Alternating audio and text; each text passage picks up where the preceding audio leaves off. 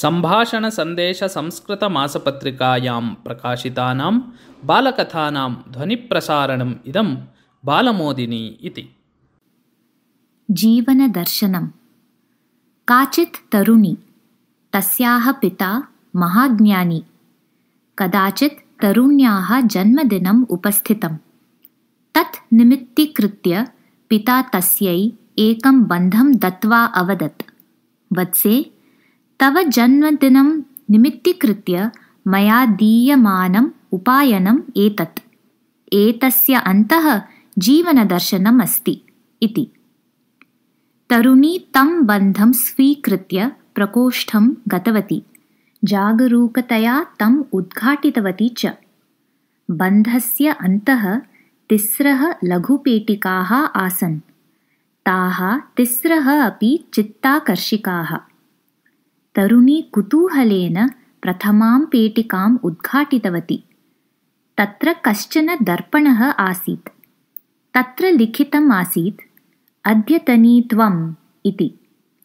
द्वितीयायां पेटिकायां कश्चनः कपालः आसीत्। तत्र लिखितम् आसीत्, भाविनी त्वम् इति।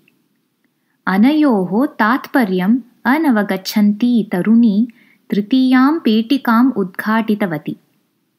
तत्र ध्यानमुद्रागतस्य मुनेः लघुप्रतिमा आसीत्। तत्पार्श्वे लिखितमासीत्, तव शाश्वतं रूपम् इति।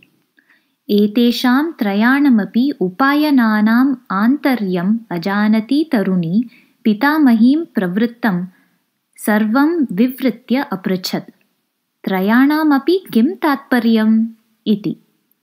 पितामही क्षणं विचिन्त्य अवदत्, वत्से, दर्पणः वर्तमानस्य सङ्केतः।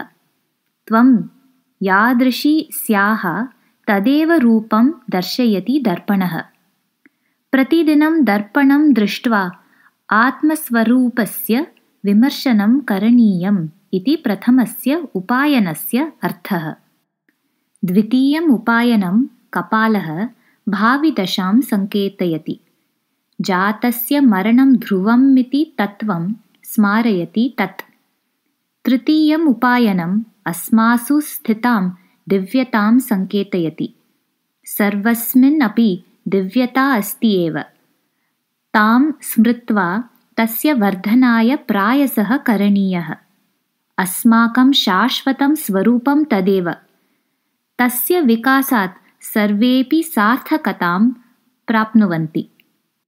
एवम् आत्मनिरीक्षणं कुर्वद्भिः सर्वैः जीवनस्य अशाश्वततां मनसि निधाय दिव्यत्वप्राप्तये निरन्तरं प्रयासः करणीयः। एतदेव जीवनतत्त्वं। तदेव स्मारितं तव पित्रा इति।